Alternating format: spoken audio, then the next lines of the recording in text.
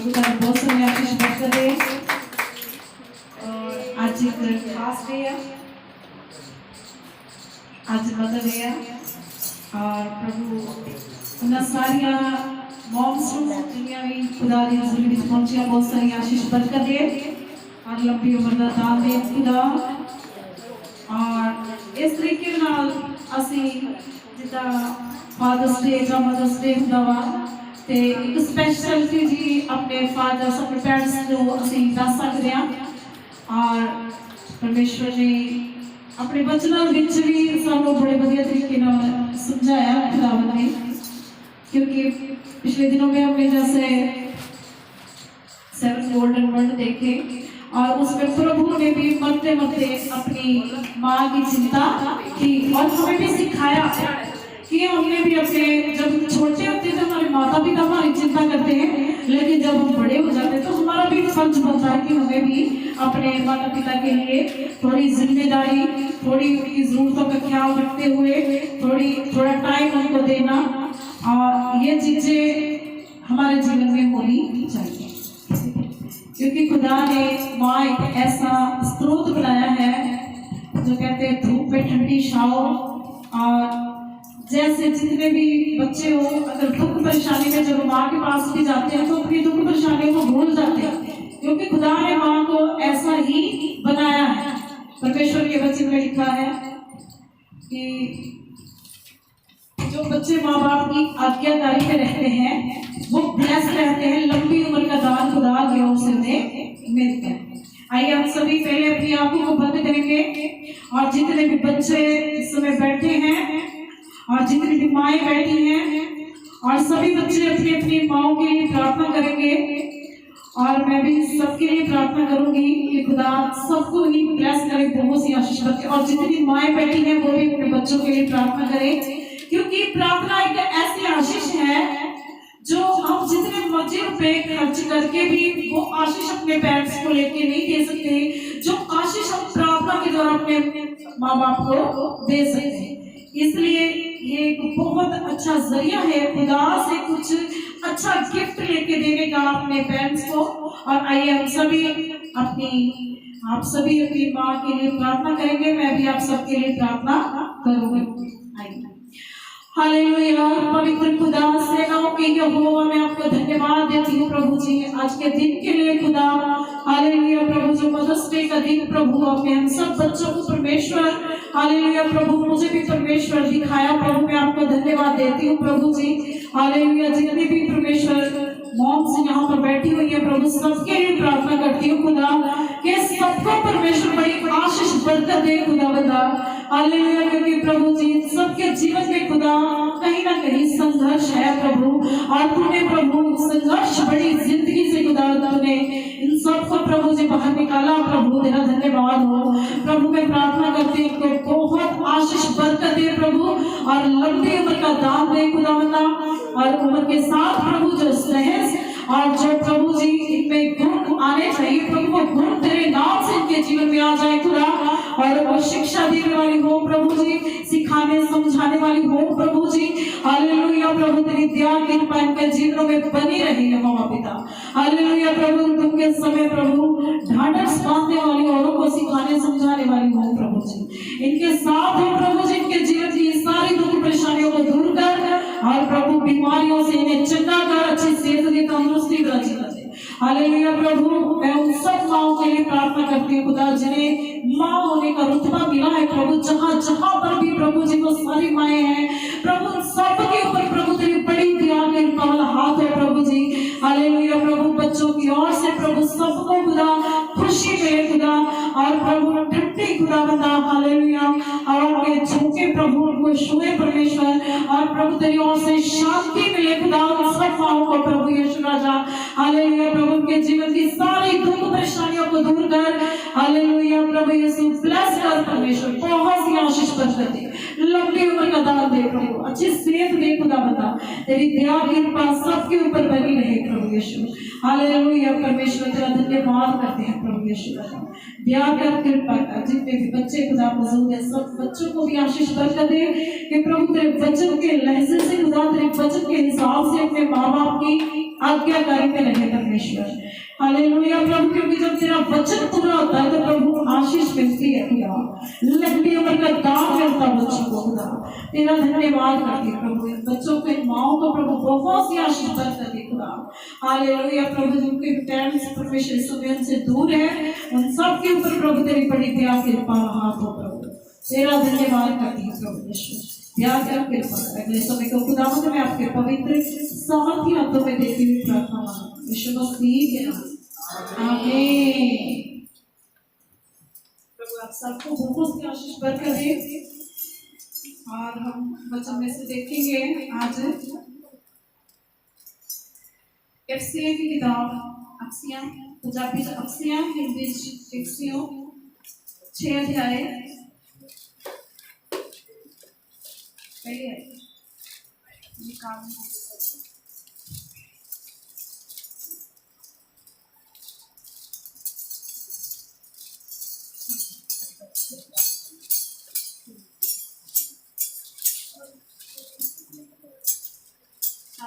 क्या पढ़ती। हे बालकों, प्रभु में अपने माता पिता की आज्ञाकारी बनो, क्योंकि ये उचित है। हालेलुया। तो सभी बच्चों को खुदा का वचन क्या कहता है? हे बालकों, प्रभु में अपने माता पिता के आज्ञाकारी बनो, क्योंकि ये उचित है और ये आज्ञा है परमेश्वर की ओर से सभी बच्चों को कि अपने माँ बाप की आज्ञाकारिता में रहना है, आज्ञा में रहना है। जो कुछ भी वो आपसे कहते हैं आपके भले के लिए ही कहते हैं, और इसलिए जब तुम उनकी आज्ञा को मानते हो तो परमेश्वर के वचन को भी पूरा करते हो। आपके जीवन में माँ बाप की आज्ञा मानने के साथ साथ खुदा का वचन भी पूरा होता है। अलिका क्योंकि ये उचित है, ये अच्छा है, आपके लिए बढ़िया है, आपको आशीष मिलेगी इसके द्वारा। हाँ जी, आगे में अपनी माता और पिता का आदर कर, ये पहली आज्ञा है जिसके साथ प्रतिज्ञा भी है। हालेलुया। देखा, अपनी माता और पिता का आदर कर, सभी बच्चों को ये आज्ञा है कि अपने माता पिता का आदर करना है। ये पहली आज्ञा है, पहला हुक्म है और प्रतिज्ञा भी है। प्रतिज्ञा क्या है? कि तेरा भला हो और तू धरती पर बहुत दिन जीवित रहे। हालेलुया। इस ऐसा करने से तेरा भला होगा और तू धरती पर बहुत दिन तक जी सकेगा। मतलब कि खुदा तुझे लंबी उम्र दराज करेगा। इसके लिए आपको कोई लंबी उम्र जीने के लिए खुदा ने कोई ज्यादा उम्र नहीं बताया आपको आड़ तोड़ करना। सिर्फ आप अपने माँ बाप की आज्ञाकारी में रहोगे, अपने माँ बाप का कहना मानोगे तो खुदा की ओर से आपको लंबी उम्र की आशीष मिलेगी। और लिखा ये प्रतिज्ञा भी है और पहली आज्ञा है, इससे तेरा भला होगा और तू धरती पर बहुत दिन तक जीवित रहेगा। हाँ जी, इसको पूरा कर दीजिए। हे बच्चे वालों, अपने बच्चों को रिस ना दिलाओ, परंतु प्रभु की शिक्षा और चेतावनी देते हुए उनका पालन पोषण करो। हालेलुया। तो परमेश्वर का वचन आप माँ बाप के लिए भी है कि हे बच्चे वालों, अपने बच्चों को रिस ना दिलाओ, अपने बच्चों को गुस्सा ना दिलाओ, परंतु प्रभु की शिक्षा और चेतावनी देते हुए उनका पालन पोषण करो और परमेश्वर के वचन के द्वारा सिखाओ। अगर किसी बात से खुदा मना कर रहा है बच्चों को तो वचन देते हुए उनको समझाओ, क्योंकि अगर आप अपनी जुबान से समझाओगे तो बच्चे समझेंगे नहीं। अगर खुदा के वचन को आगे रख के आप समझाओगे तो बच्चे समझ जाएंगे। और इसी तरह से खुदा का वचन कहता है कि बच्चों को क्रोध माता पिता को नहीं भड़काना चाहिए, और इसी तरह से बच्चों को भी माँ बाप का ख्याल रखना चाहिए और माँ बाप को भी बच्चों की अच्छे तरीके से देखभाल करनी चाहिए। और खुदा का वचन कहता है, एक आयत और पढ़ेंगे, ऐसा करने से आपको बहुत सी आशीष बरकत मिलेगी।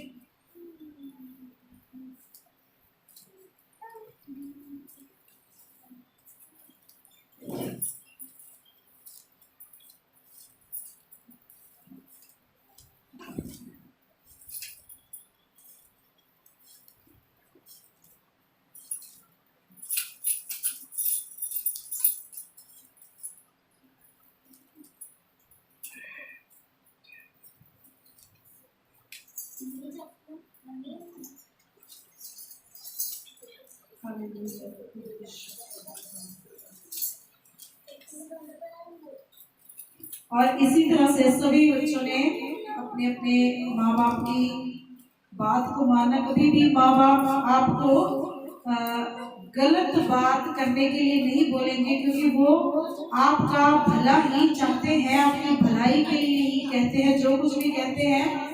लेकिन कभी कभी हालात ऐसे होते हैं कि बच्चों को माँ बाप की बातें जो है बुरी लगने लगती है। इसलिए उम्र के साथ साथ माँ बाप बुजुर्ग भी होते हैं।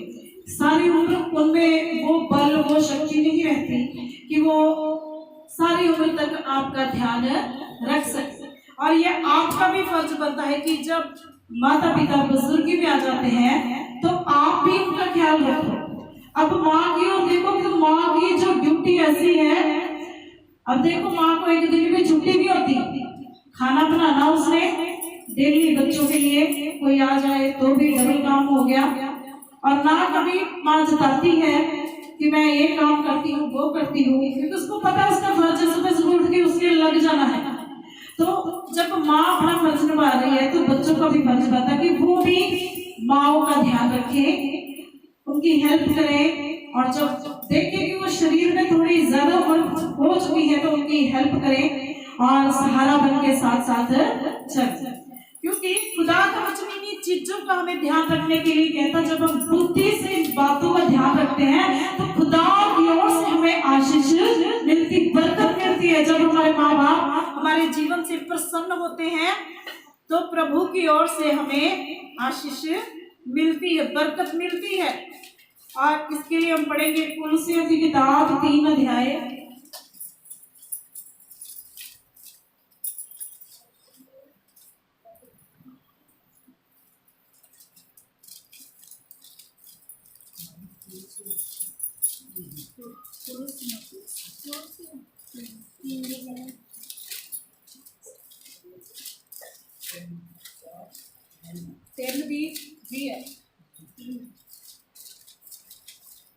हे बालकों, सब बातों में अपने अपने माता पिता की आज्ञा का पालन करो, क्योंकि प्रभु इससे प्रसन्न होता है। हालेलुया।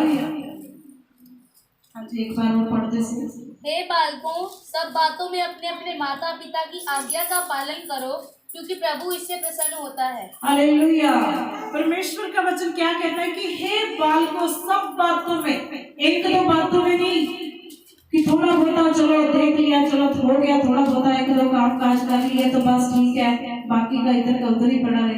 प्रभु का वचन कहता है सब बातों में, हे बालकों, सब बातों में अपने माता पिता की आज्ञा का पालन करो। जो जो कुछ भी वो आपको सिखाते हैं, जो कुछ भी आपको वो समझाते हैं, सब बातों में समझना है, क्योंकि खुदा का रूह आपके माता पिता में खुल के आपसे बात करता है, आपको सिखाता है, समझाता है।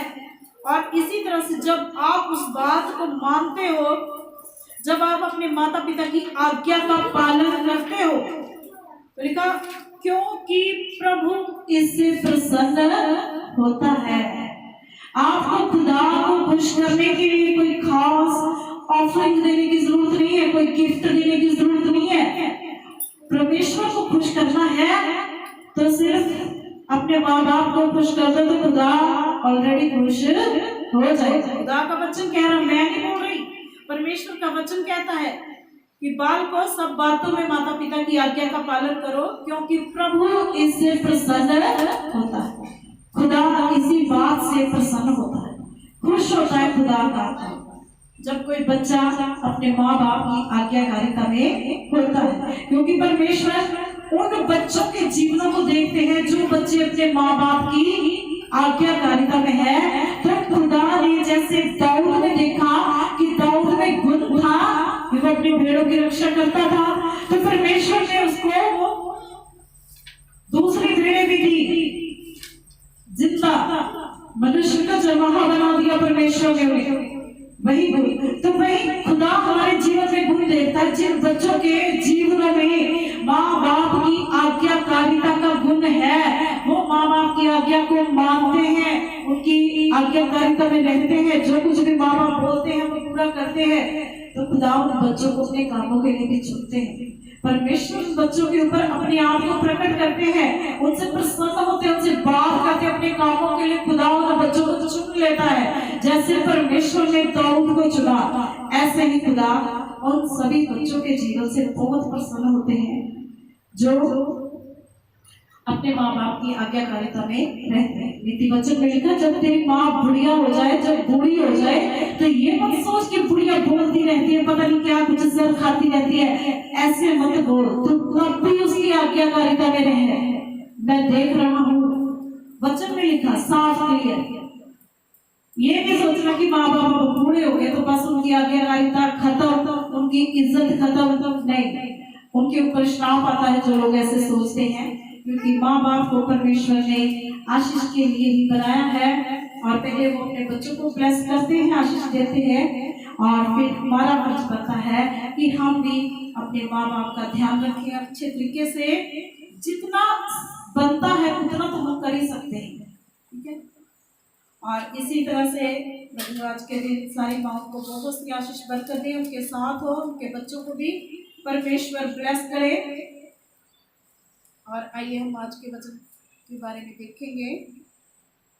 ये थोड़े से वचन थे जो कि बच्चों को बुद्धि के लिए परमेश्वर को बुद्धि वाला आत्मा देता है।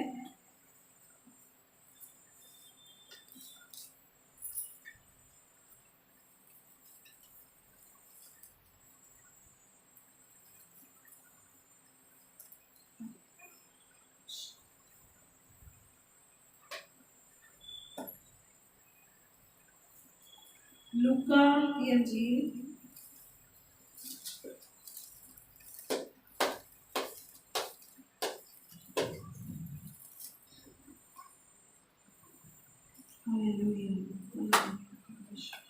और उसका 8 अध्याय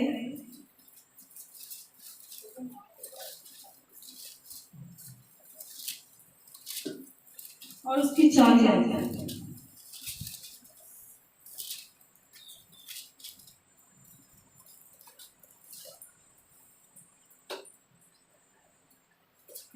जब यीशु लौटा तो लोग उससे आनंद के साथ मिले, क्योंकि वे सब उसकी बाट जो रहे थे। इतने में याईर नामक एक मनुष्य जो आराधनालय का सरदार था आया और यीशु के पांव पर गिर के उससे विनती करने लगा कि मेरे घर चल। हालेलुया। परमेश्वर के वचन में हमने अभी सुना कि जब यीशु लौटा तो लोग उससे आनंद के साथ मिले, क्योंकि वे सब उसकी बाट जो रहे थे। और परमेश्वर का वचन हमें सिखा रहा है कि जिस चीज का हम इंतजार करते हैं, जब वो चीज हमारे जीवन में आती है तो हम खुश हो जाते हैं और आनंदित हो जाते हैं। यहाँ पर जो लोग थे, जहाँ पर जो भीड़ थी, वो प्रभु यीशु मसीह का इंतजार कर रही थी। और जब प्रभु यीशु मसीह वहां पर आए तो लोग आनंद से भर गए और खुशी उनके चेहरों पर दिखने लगी, क्योंकि प्रभु यीशु मसीह उनके बीच में पहुंच चुके। और आज भी जहां जहां प्रभु यीशु मसीह होते हैं, जहां जहां उनका अनुग्रह होता है, वहां वहां प्रभु यीशु मसीह का वही आनंद, वही खुशी हर एक घर में, हर एक जीवन में दिखने लगती है। और इसमें आगे हम देखेंगे 41 आयत। क्योंकि उसके 12 वर्ष की इकलौती बेटी थी और वे मरने पर थी। हालेलुया। इतने में याईर नाम एक मनुष्य जो आराधनालय का सरदार था आया और यीशु के पांव पर गिर के उससे विनती करने लगा कि मेरे घर चल। और परमेश्वर के वचन में लिखा, याईर नाम का एक सरदार था, एक मनुष्य था जो प्रभु यीशु मसीह के पास आया और प्रभु के पांव पर गिर के उससे विनती करने लगा, उससे एक रिक्वेस्ट करने लगा कि मेरे घर चल। और जब प्रभु यीशु मसीह से उसने ये विनती की और कहा, क्योंकि उसके 12 वर्ष की एक इकलौती बेटी थी और वह मरने पर थी। और 12 वर्ष की जो बेटी बीमार थी, जब मर चुकी थी, जब मरने वाली थी, वचन में लिखा तो उसने प्रभु से कहा कि मेरे घर चल, क्योंकि मैं जानता हूँ खुदा, अगर तू मेरे साथ चलेगा तो तो जो कुछ मेरी आंखें देख के आई है उसके उलट हो जाएगा, मेरी बेटी बिल्कुल चंगी हो जाएगी। और उसने प्रभु यीशु मसीह के आगे विनती की कि तू मेरे घर में जाए, क्योंकि वचन हमें सिखाता है, वचन से हमने पहले भी पढ़ा कि जिन जिन घरों में प्रभु यीशु मसीह गए उन घरों का उद्धार हुआ, उन लोगों का उद्धार हुआ, उन घरों से शर्मिंदगियां गई, उन घरों से बीमारियां गई, उन घरों में आशीष आई जहां जहां प्रभु यीशु मसीह गए। और बहुत से लोग प्रभु यीशु मसीह को अपने घरों में बुलाते थे, और उन शादी वाले घर में भी प्रभु यीशु मसीह को बुलाया गया, और वहां पर भी प्रभु ने उस घर की जो एक दाखरस की आशीष जो उस समय दाखरस पिलाया जाता था वो खत्म हो गई थी। और प्रभु की जब माँ ने देखा कि ये घर दाखरस खत्म हो गई है, अगर लोगों को पता चल गया तो इस घर की बड़ी शर्मिंदगी हो जाएगी, बड़ी इज्जत जो खराब हो जाएगी। तो उस माँ ने शिष्यों के द्वारा प्रभु से कहला भेजा कि प्रभु से कहो, वही सब कुछ करेगा। तो जैसे प्रभु को बताया तो लिखा वहां पर जो पानी के 7 मटके भरे हुए थे हाथ पांव धोने की रीति के अनुसार। और क्योंकि पहले समय में जब कोई किसी के प्रोग्राम में जाता था तो बाहर से हाथ पांव को धो के अपने आप को शुद्ध करके फिर वहां अंदर जाता था। और उनका वो पानी जो भरा हुआ था, तो परमेश्वर जब खुदा यीशु मसीह को पता चला कि इस घर में जो दाखरस खत्म हो गई, तो प्रभु ने वहां पर से ही उनकी सामत निकली और पानी को 7 मटके जो दाखरस में बदल गए। खुदा ने वो हाथ मुंह धोने वाले पानी को एक अच्छे पानी में बदल दिया और उस घर की शर्मिंदगी को दूर कर दिया। इसी तरह से जहां जहां भी प्रभु यीशु मसीह जाते थे, वचन हमें सिखाता है, हमें समझाता है कि उस घर की शर्मिंदगियां दूर होती थी और उस घर की बीमारियां परेशानियां दूर हो जाती थी। और इसी तरह प्रभु यक्कई के घर में भी गए और यक्कई का पूरा जीवन बदल गया। जो वो धन से इतना प्यार करता था तो उसने अपना आधा धन कंगालों में उड़ा दिया, गरीबों को दे दिया। उसका हृदय परिवर्तित हो गया, उसका जीवन चेंज हो गया। तो परमेश्वर जब जहां पर आ जाते हैं तो वहां का माहौल बदल जाता है, हमारे जीवन बदल जाते हैं, हमारे घरों में वो सारी परेशानियां जो खत्म हो जाती है जब प्रभु यीशु मसीह हमारे घरों, हमारे परिवारों, जीवनों में आ जाते हैं। जो टूट चुकी चीजें बनने शुरू हो जाती हैं, टूटी फूटी जिंदगियां फिर नए सिरे से बननी शुरू हो जाती है। और जहां पर भी याईर जो प्रभु यीशु मसीह के पास आके विनती कर रहा है, रिक्वेस्ट कर रहा है कि मेरी बेटी मरने पर है, प्रभु मरने के किनारे पर है, और मैं तुझसे विनती करता हूँ कि तू मेरे घर चल। और इसके बाद हम पुनर्जा 49 देखेंगे। वही कह ही रहा था कि किसी ने आराधनालय के सरदार के यहाँ से आकर कहा, तेरी बेटी मर गई, गुरु को दुख ना दे। हालेलुया। तो लिखा, अभी मैं प्रभु से विनती कर रहा था, रिक्वेस्ट कर ही रहा था कि किसी ने आके उससे कहा कि मैं ये कह ही रहा था कि किसी ने आराधनालय के सरदार से कहा, यहाँ से तेरी बेटी मर गई, गुरु को दुख ना दे। और अब गुरु को ले जाने का कोई फायदा नहीं, अब तुम प्रभु को मत लेके जा, क्योंकि तेरी बेटी जो है खत्म हो गई है, वो मर गई है, इसलिए गुरु को जाने का कोई भी फायदा नहीं, ना दुख देते। हाँ जी, 50 में यीशु ने ये सुनकर उसे उत्तर दिया, मत डर, केवल विश्वास रख, तो वह बच जाएगी। लेकिन प्रभु ने जब वो मर गई, प्रभु ने कहा मत डर, केवल विश्वास रख तो वो बच जाएगी। मर गई है लेकिन प्रभु फिर भी कह रहे हैं, अगर तू विश्वास रखेगा तो वो बच जाएगी। अब इस स्थिति में जो इंसान का मन होता है डावाडोल होता है, क्योंकि ये हालात ही ऐसा होता है, और कभी विश्वास चढ़ जाता है, कभी उतर जाता है। और लिखा, जैसे प्रभु के मुंह से ये शब्द निकले, हाँ जी आगे, सब उसके लिए रो पिट रहे थे। घर में आके 51 घर में आकर उसने पतरस, यूहन्ना, याकूब और लड़की के माता पिता को छोड़ अन्य किसी को अपने साथ भीतर आने ना दिया। हालेलुया। हाँ जी, आगे। सब उसके लिए रो पिट रहे थे, परंतु उसने कहा, रो मत, वे मरी नहीं परंतु सो रही है। वे ये जानकर कि वे मर गई है, उसकी हंसी करने लगे। हालेलुया। तो जब प्रभु यीशु मसीह वचन में लिखा, पतरस, यूहन्ना और याकूब अपने शिष्य को लेके उस घर में पहुंचे और लिखा, लड़की के माता पिता को छोड़ अन्य किसी को अपने साथ आने ना दिया। और लिखा, सब उसके लिए रो पीट रहे, परंतु उसने कहा, रो मत, वह मरी नहीं परंतु सो रही है। और जब सब लोग रो रहे हैं, वहां पर विलाप कर रहे हैं, क्योंकि वो बेटी मर गई थी, सच में मर गई थी, और सब उसके लिए रो रहे थे, पीट रहे थे।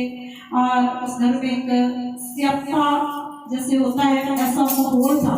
और लिखा परमेश्वर के वचन में कि जब प्रभु यीशु मसीह वहां पर आए, तो प्रभु यीशु मसीह ने कहा, रो मत, ये ठीक हो जाएगी, चंगी हो जाएगी, क्योंकि ये मरी नहीं, सो रही है। जब ये शब्द प्रभु यीशु मसीह के मुंह से निकले, तो वो लोग जो है प्रभु की हंसी करने लगे, प्रभु का मजाक बनाने लगे कि हम कब से यहाँ पर देख रहे हैं, तब से तो ये लड़की ना उठी है, ना बोली है, ना कोई इसने जवाब दिया।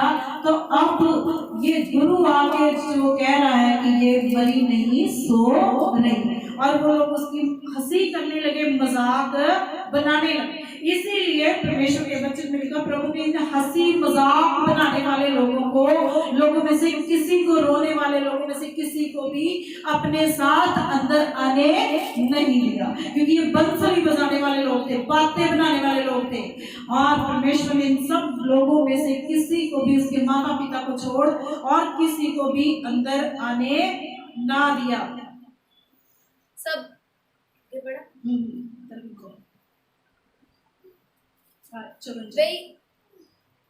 परंतु उसने उसका हाथ पकड़ा और पुकार कर कहा, हे लड़की उठ। तब उसके प्राण लौट आए और वह तुरंत उठ बैठी। फिर उसने आज्ञा दी कि उसे कुछ खाने को दिया जाए। उसके माता पिता चकित हुए, परंतु उसने उन्हें चिताया कि ये जो हुआ है किसी से ना कहना। हालेलुया। देखा, तब उसके प्राण लौट आए और वह तुरंत उठ बैठी। और जैसे ही प्रभु यीशु मसीह ने उस लड़की का हाथ पकड़ा और पुकार कर कहा, हे लड़की उठ, और जैसे वचन परमेश्वर के मुंह से निकला, तो लड़की के साथ साथ उसके प्राण भी उसके बीच में से निकल चुके थे, उसकी आत्मा उसके बीच में से निकल चुकी थी। उन वचनों को सुनते सारी उसकी आत्मा, उसके प्राण उस लड़की के बीच में वापस आ गए। और लिखा, प्रभु ने तब उसके प्राण लौट आए और वह तुरंत उठ के बैठ गए, और उठकर वो मुर्दा लड़की उठ के बैठ गई। फिर उसने आज्ञा दी कि उसे कुछ खाने को दिया जाए। उसके माता पिता चकित हुए, परंतु उसने उन्हें चिताया कि जे जो हुआ है किसी से ना कहना।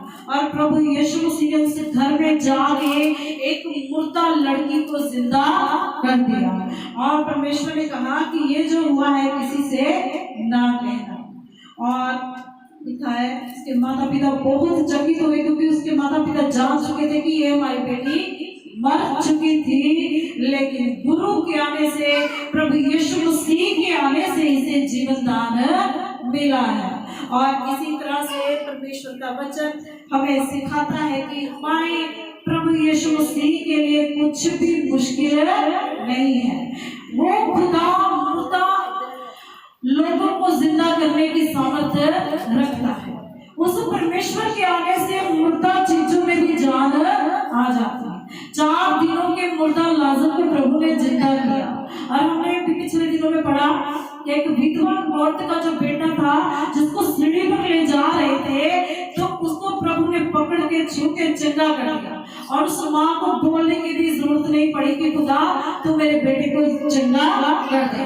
और इसी तरह से हमारा परमेश्वर हम सबके जीवन को जानता है। आज जो कुछ हमारे जीवनों में मुर्दा पड़ा है, चाहे वो कुछ भी हो, हमारा बिजनेस हो, हमारा विवाहिक जीवन हो, हमारे जीवन हो, जब कुछ भी हो हमारे घरों में, अगर वो मुर्दा है, अगर आप आप प्रभु यीशु मसीह को उस चीज के ऊपर प्रार्थना करके बोलोगे, इनवाइट करोगे उस परमेश्वर को, बोलोगे उसकी सामर्थ को रिलीज करोगे उसकी चीज के ऊपर, तो वो मुर्दा चीजें भी यीशु मसीह के नाम से जिंदा हो जाएंगी। क्योंकि हमने पढ़ा सुखी हड्डियों में जान आ गई, सुखी हड्डियां पूरा एक फौज बन गई, पूरी सेना बन गई सुखी हड्डियों की। और वो खुदा कहता है तुम्हारी आशा टूटने ना पाए, तुम्हारा विश्वास जो कमजोर होने ना पाए, क्योंकि वो खुदा जैसे पहले था उन दिनों में वैसे ही वो खुदा आज भी है और वैसे ही वो आज भी काम करता है। लेकिन सिर्फ हमारे विश्वास जो है उसके आधार पर हमारा विश्वास मजबूत होना चाहिए। अगर हमारे विश्वास डामाडोल है तो खुदा का आत्मा हमारे जीवन में काम नहीं कर सकता। अगर हमारे विश्वास कमजोर है, टूटे फूटे हैं, तो खुदा जिस तरीके से हमारे जीवन में काम करना चाहता है वो काम नहीं कर सकता। विश्वास के आधार पे खुदा हमारे जीवन में काम करता है। खुदा ने जिस बीमार को चंगा किया, 12 साल की औरत थी और जिसको ऐसे बीमारी थी, सब डॉक्टरों से, वैद्यों, कीमों से उसने दवाइयां खा के अपना हाल बुरा कर लिया था। लेकिन उसका अब का हाल पहले से भी ज्यादा बुरा हो गया, उसकी सारी धन संपत्ति खत्म हो गई, कंगाल हो गई थी वो।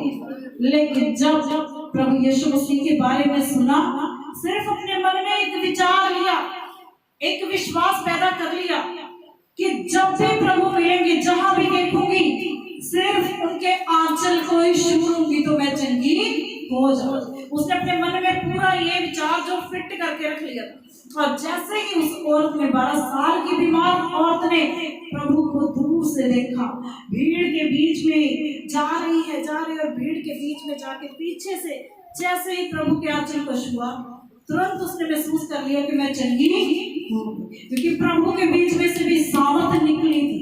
तो प्रभु बोल रहे मुझे किसी ने छुआ। शिष्य बोल रहे प्रभु इतनी भीड़ है, हम कैसे जाने किसने तुझे छुआ है, भीड़ तो तेरे ऊपर गिर रही है प्रभु, तुझे दबा रही है, हम कैसे जाने किसने तुझे छुआ है। लेकिन जब वो स्त्री ने देखा कि मैं छू नहीं सकती, तो शर्मिंदगी के साथ आई।